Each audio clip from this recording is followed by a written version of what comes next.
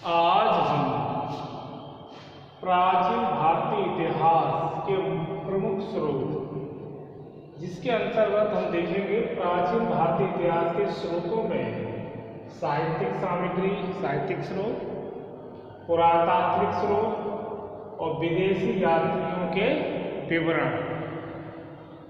जिसमें साहित्यिक सामग्री में यानी साहित्यिक स्रोत में धर्म ग्रंथों में ब्राह्मण धर्म ग्रंथ, ब्राह्मण धर्म ग्रंथों में वेद, आरण्यक, वेदांत, सूत्र, स्मृतियाँ, रामायण तथा महाभारत और पुराण, ये धर्म ग्रंथ की श्रेणी में आते हैं साहित्यिक सामग्री के अंतर्गत। तो जैसा कि हमने देखा कि प्राचीन सभ्यता और संस्कृति की जानकारी के स्रोत हैं वो पुरातात्विक हैं और विदेशी यात्री भारत में आए, उन्होंने क्या क्या वर्णन किया, क्या क्या लिखा उन्होंने अपनी पुस्तकों में, किन किन राजाओं के बारे में लिखा और उसका उन्होंने जो ब्यौरा प्रस्तुत किया अपनी पुस्तकों में, उससे ज्ञात होता है कि राजा किस प्रवृत्ति का रहा, राजा ने किस प्रकार से अपने प्रजा पर क्या व्यवहार अपनाया, प्रजा के लिए क्या कल्याणकारी कार्य किए। तो ये विदेशी यात्रियों के विवरण से हमें जानकारी प्राप्त होती है। और पुरातात्विक में हम देखा तो पुरानी जो चीज़ें हैं जो बनवाई गई हैं या पुराने, जिसमें बर्तन, आभूषण और विभिन्न प्रकार के औजार और मनुष्य के द्वारा प्रयोग में लाई जाने वाली वस्तुएं, ये भी उस समय की प्राचीन भारतीय इतिहास के बारे में जानकारी प्रदान करती हैं। तो आज हमारा जो प्रमुख बिंदु है वो है साहित्यिक स्रोत। साहित्यिक स्रोत में आज हम समझेंगे धार्मिक साहित्य। कौन कौन सा धार्मिक साहित्य? धार्मिक साहित्य में जैन साहित्य और बौद्ध साहित्य भी आता है और एक ऐसा साहित्य जिसको हम कह सकते हैं ऐतिहासिक साहित्य, अधार्मिक साहित्य। मतलब धर्म की बातें जिन साहित्यों में मिलती हैं वो धार्मिक साहित्य कहलाता है, जो कि प्राचीन काल की जानकारी हमें विस्तार से प्रदान करता है और महत्वपूर्ण जानकारी भी प्राप्त होती है। तो पहले आज हम समझेंगे साहित्यिक और पुरातात्विक सामग्री, विदेशी यात्रियों के विवरण। इन तीनों में सबसे पहले समझेंगे साहित्यिक स्रोत। तो साहित्यिक स्रोत में है धर्म ग्रंथ। धर्म ग्रंथ कौन कौन से? जिसमें पहला नाम आता है ब्राह्मण धर्म ग्रंथों के अंतर्गत वेद। तो वेद जो कि ज्ञान का स्रोत है। वेदों में बहुत सारी जानकारी का वर्णन देखने को मिलता है और वेदों का क्रम जो है वो इस प्रकार से है, जैसे ऋग्वेद, सामवेद, यजुर्वेद, अथर्ववेद। तो वेदों में हमें प्राचीन आर्यों की सामाजिक, धार्मिक और राजनीतिक स्थिति का पता चलता है। तो जो प्राचीन वेद है वो है ऋग्वेद, जिसमें से गायत्री मंत्र को दिया गया है। इन वेदों में विभिन्न प्रकार की जो विज्ञान से संबंधित बातें, औषधियों से संबंधित बातें, इसके अतिरिक्त मंत्रोच्चारण का वर्णन विशेष रूप से देखने को मिलता है, जो कि धार्मिक अनुष्ठानों के समय इनका उच्चारण किया जाता था। तो जो हिंदू भारतीय संस्कृति है उसका जो प्रमुख स्रोत है वो धार्मिक रूप से वेद है।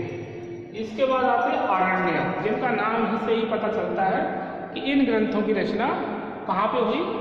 वनों में की गई। इसलिए इसमें यज्ञों के रहस्यों और दार्शनिक तत्वों की विवेचना देखने को मिलती है। तो आरण्यक जिसका अर्थ होता है वन।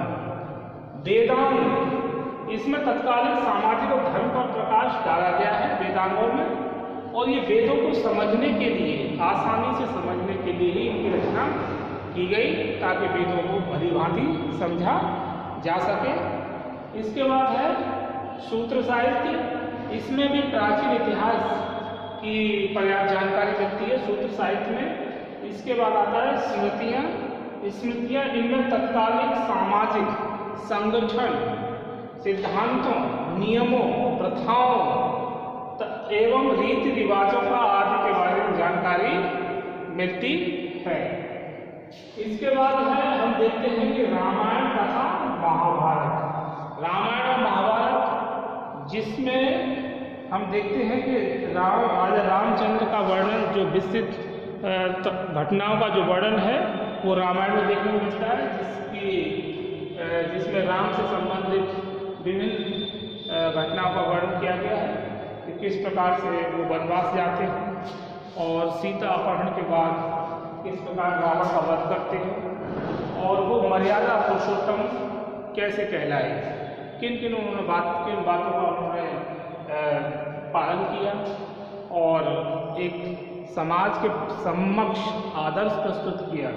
तो रामायण में राम से संबंधित जिन घटनाओं का विशेष वर्णन देखने को मिलता है। और बाद में तुलसीदास जी ने रामचरितमानस की रचना की, लेकिन रामायण जो कि संस्कृत में लिखा गया ग्रंथ, और इसमें रामायण के अध्ययन से लोगों को ये भी प्रेरणा प्राप्त होती है कि किस प्रकार से नैतिक मूल्यों का पालन किया जाए और समाज में मर्यादा को स्थापित किया जाए। तो जानकारी के स्रोत में रामायण का अपना विशेष महत्व है। इसके बाद महाभारत में कौरवों और पांडवों का विस्तार से वर्णन देखने को मिलता है और इसके अतिरिक्त भीष्म पितामह, द्रोणाचार्य, कृपाचार्य, श्री कृष्ण, इनकी भूमिका भी महाभारत में महत्वपूर्ण देखने को मिलती है। किस प्रकार से कौरवों और पांडवों में आपसी विवाद के कारण एक महायुद्ध होता है, जिसको महाभारत के नाम से जानते हैं।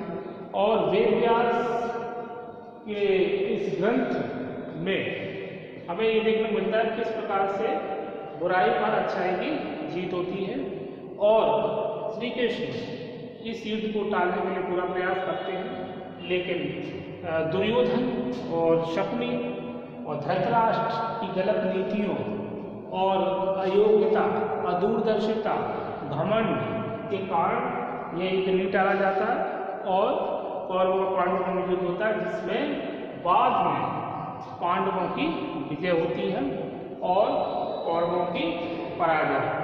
तो ये रामायण और महाभारत जो धार्मिक ग्रंथ हैं, ये एक तरह से आदर्श है हिंदू समाज के लिए, सभी के लिए, और जो उनके पात्र हैं वो भी एक आदर्श हैं और इन पात्रों के माध्यम से भी ये महत्वपूर्ण जानकारी जनमानस को प्राप्त होती है कि बुरे कार्य का नतीजा बुरा ही होता है।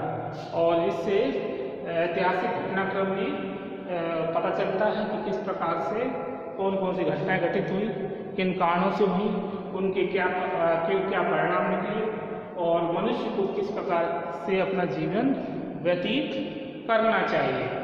इसके बाद है पुराण। पुराणों में प्राचीन भारत के इतिहास, धर्म, आख्यान, विज्ञान, राजनीतिक स्थिति आदि का विस्तृत विवरण देखने को मिलता है।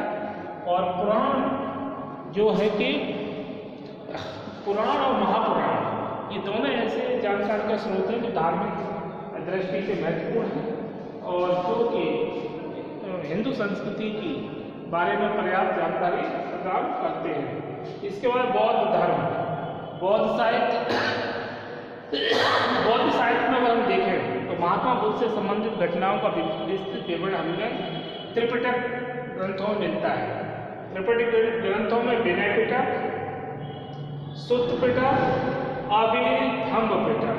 तो विनय पिटक में अगर हम देखें तो इसमें बौद्ध भिक्षु एवं भिक्षुणियों के आचरण से संबंधित नियम दिए गए हैं। विनय पिटक में बौद्ध भिक्षु एवं भिक्षुणियों के आचरण से संबंधित नियम दिए गए हैं।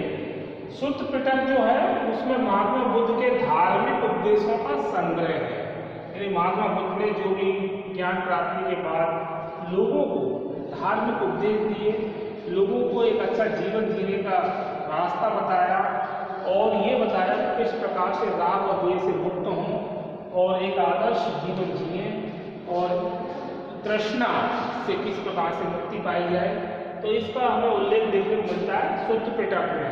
इसके बाद अभिधम्म पिटक। अभिधम्म पिटक बौद्ध धर्म के दार्शनिक सिद्धांतों का विवेचन किया गया है। अभिधम्म पिटक में किसका? बौद्ध धर्म के दार्शनिक सिद्धांतों का विस्तृत विवेचन इसमें अभिधम्म पिटक में देखने को मिलता है। तो त्रिपिटक ग्रंथ कौन कौन से हैं? विनय पिटक, शुद्ध पिटक और अभिधम्म पिटक। इसके बाद जातक ग्रंथ। जातक ग्रंथ में महात्मा बुद्ध के पूर्व जन्म की कथा एवं जिसमें इसके अतिरिक्त सामाजिक, राजनीतिक और धार्मिक जीवन का वर्णन भी देखने को मिलता है। तो महात्मा बुद्ध के संबंधित महत्वपूर्ण कथाओं का वर्णन जातक ग्रंथों में देखने को मिलता है। मिलिंद पन्नों, इस ग्रंथ में भी उस समय की तत्कालिक सामाजिक, धार्मिक, राजनीतिक स्थिति की जानकारी देखने को मिलती है। आचार्य नागसेन और मिनेंडर के वार्तालाप का भी हमें देखने को इसमें जानकारी प्राप्त होती है। इसका दीपवंश एवं महावंश, ये दीपवंश और महावंश इसमें मौर्य साम्राज्य के इतिहास पर अच्छा प्रकाश डाला गया है कि मौर्य साम्राज्य का किस प्रकार का राजनीतिक वातावरण था, राजाओं के क्या क्या डिसीजन लिए गए, और ये बौद्ध धर्म से संबंधित भी महत्वपूर्ण जानकारी प्रदान करते हैं दीपवंश और महावंश। दिव्य वदान, इस ग्रंथ से अशोक तथा उसके उत्तराधिकारियों के विषय में जानकारी प्राप्त होती है दिव्य वदान के माध्यम से। बुद्ध चरित्र, इस ग्रंथ के रचयिता आश्रय घोष थे। इसमें महात्मा बुद्ध के जीवन, व्रत तथा बौद्ध सिद्धांतों का विवरण देखने को मिलता है। इसके बाद है जैन धर्म। जिस प्रकार से बौद्ध धर्म से हमें महत्वपूर्ण जानकारी प्राप्त होती है, महात्मा बुद्ध के उपदेश, उनके बताए गए मार्ग और ईर्षा, राग, द्वेष से मुक्ति के मार्ग और किस प्रकार से तृष्णा को कंट्रोल करना, उसी प्रकार से जैन धर्म में भी धार्मिक दृष्टि से देखा जाए तो मनुष्य को नैतिक जीवन जीने की प्रेरणा प्रदान की गई है। तो जैन धर्म का भी अपने आप में महत्वपूर्ण स्थान है। जैन धर्म भी ऐतिहासिक दृष्टि से महत्वपूर्ण है। जैन ग्रंथों में भद्रबाहु चरित, परिशिष्ट पर्वन, पुण्याश्रम तथा कोश तथा लोक विभाग, आवश्यक शूद्र आदि प्रमुख हैं। जैन ग्रंथ तत्कालीन भारत के राजतंत्रों एवं गणराज्यों पर अच्छा प्रकाश डालते हैं। ऐतिहासिक दृष्टि से देखा जाए तो जैन ग्रंथों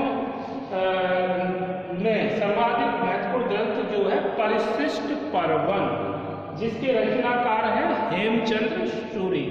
तो इस प्रकार आज हमने